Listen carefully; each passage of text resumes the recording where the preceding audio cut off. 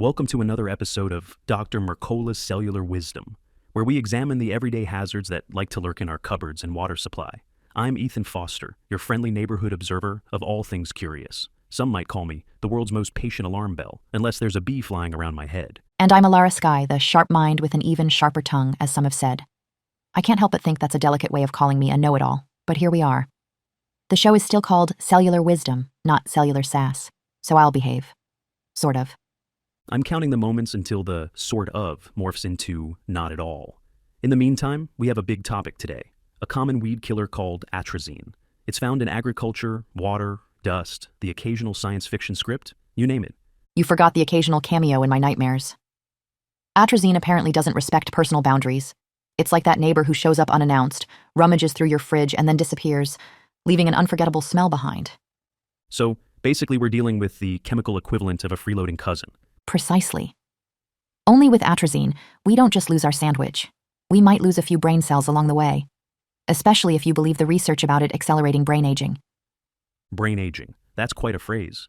Feels like my brain might have aged 10 years, just hearing it. Did you have a big birthday recently? Let's not go there. Focus on the science.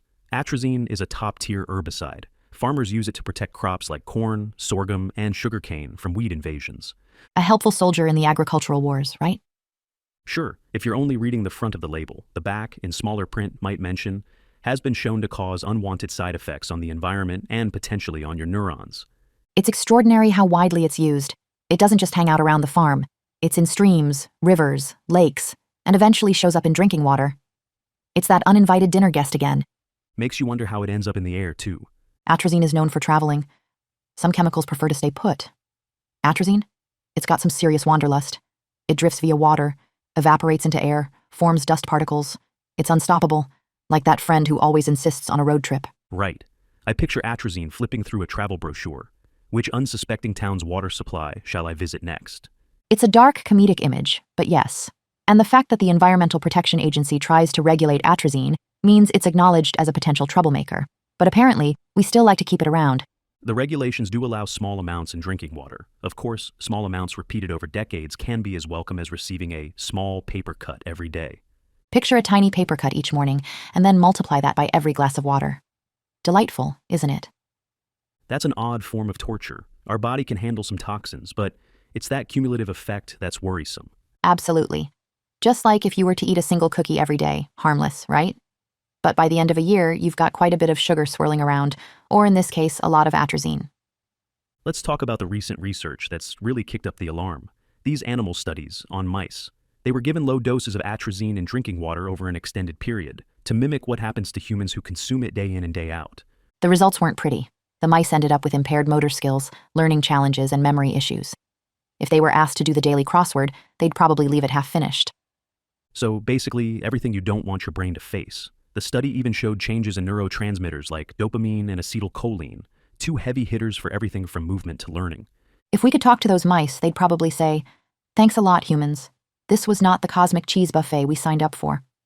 It's important to note that the researchers found oxidative stress markers and inflammation in those mice brains.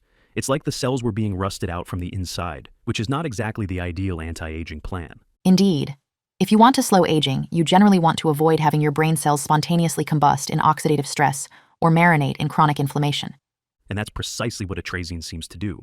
It basically flips on a cellular meltdown switch, making cells produce more free radicals, which turn around and whack important brain components.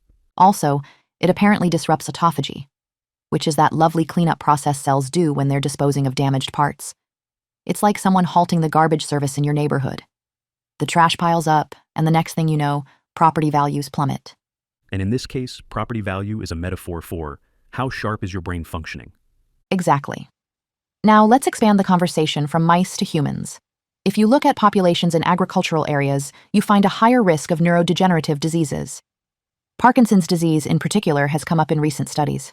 Parkinson's involves the loss of dopamine-producing cells in the brain, leading to tremors, stiffness, and other motor complications. If atrazine can mess up dopamine levels in mice, it's not a big logical jump to wonder what it could be doing to us. A recent study looked at pesticide exposure in places like the Rocky Mountain and Great Plains regions. They found that atrazine was among the chemicals strongly associated with Parkinson's disease.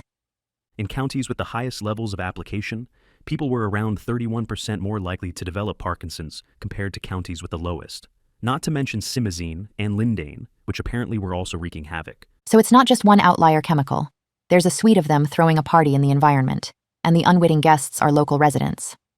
Then there's Alzheimer's disease. Studies suggest that atrazine may impair memory and learning, and potentially worsen Alzheimer's-like symptoms, though it's still an area needing more research.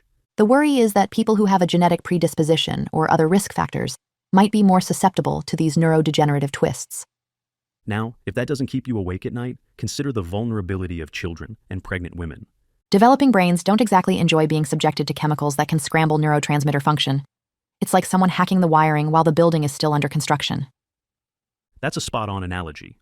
Interestingly, some parts of the world said, thanks, but no thanks, and have banned atrazine. The European Union, for instance. Meanwhile, in the US, we seem to be in a complicated relationship with atrazine. We see your flaws, but let's keep you around anyway. This is starting to sound like an old sitcom relationship. We fight, we make up, we ignore the big problems, but we can't break up. Or we're in denial about the seriousness.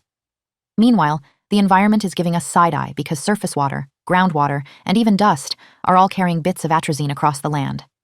Let's pivot slightly to solutions. We're big believers in not leaving everyone dangling in despair. People want to know what they can do.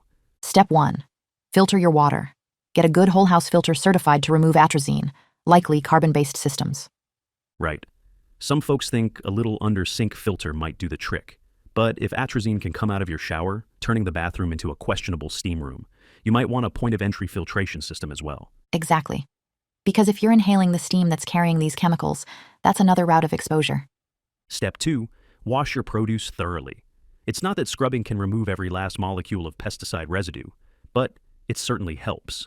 And whenever you can, support organic and biodynamic farming. If fewer farmers use atrazine, it helps the entire ecosystem. Essentially, you're voting with your wallet. I like that idea of voting. I just wish it came with catchy campaign slogans. Atrazine, no thanks, I'm a friend of the environment. Or keep your brain shining, choose organic dining. I can see the yard signs now. Another helpful step. Reduce overall processed food intake, because these products often come from commodity crops that are heavily sprayed. That's right. The less processed junk we eat, the fewer pesticides we indirectly support. And if you've got your own yard, avoid being a mini Monsanto. Ditch the chemical herbicides. Embrace natural lawn care. I love the idea of a chemical-free yard. Let the bees and butterflies celebrate. If we reduce pesticide use on our own little patch, that's a net positive for everyone. Indeed. People forget that the biggest changes often happen incrementally, on the ground level, with individuals making better decisions. Let's circle back to the health angle for a moment. We've covered accelerated brain aging, risk of Parkinson's, potential for Alzheimer's-related complications, plus the vulnerability of pregnant women and kids. That's quite the list. And that's not even all the potential side effects. But we're focusing on the major, most researched concerns regarding neurodegenerative diseases. Right? The broad takeaway is that atrazine is not just your average herbicide. It's a potent chemical that has wide reach and potential for deep biological impacts. So maybe the next time we're enjoying a glass of water, we can reflect on how vital it is to ensure that water's as pristine as possible. On a lighter note, I'd like to address that it seems the European Union has a more stringent approach, banning atrazine altogether. That means, for folks traveling abroad, you can cross drinking water for atrazine off the worry list. Unless it's contraband, but I'm fairly sure atrazine smugglers aren't a booming market. Let's hope not. Now some might say, the amounts are too small to matter. Why should I fuss over a fraction of a part per billion? It's the drip, drip, drip effect. That fraction adds up if you're consuming it daily. And if you're genetically susceptible, or if you're an infant or you're pregnant, your tolerance might be even lower. Exactly. The cautionary principle would suggest we either drastically reduce or eliminate exposure whenever possible. That's the gist. We can't blame all health woes on one chemical, but we can't pretend atrazine is just an innocent bystander either. So, to recap, this widely used herbicide called atrazine starts on the farm, travels through water, soil, and air, potentially messing with brain cells in ways that may fast-track neurodegeneration. Yep. We have research on mice showing memory and motor deficits, changes in dopamine and acetylcholine, plus signs of oxidative stress and inflammation. Then we have human epidemiological data linking atrazine exposure to higher rates of Parkinson's disease. And some research suggests it could raise the risk of Alzheimer's. Overall, not the friendliest neighbor. Precisely. But we're not stuck in helpless mode. The solutions revolve around better filtration, organic choices, supporting sustainable agriculture, and minimizing personal pesticide use. It's almost like everything we talk about on this show, ironically, leads us back to one central theme. Be mindful of what you're putting in your body and your environment. Because if we fail to be mindful, the environment kindly reminds us by wafting a few stray pesticide molecules onto our dinner plates. Or into our glass of water, or into the bedroom when we open a window on a breezy day. I'm starting to think I should do a stand-up routine about chemical infiltration. You think that'd go over well? Well, it'd be honest. Thanks for coming tonight, folks. Let's talk about the surprising places you might find atrazine.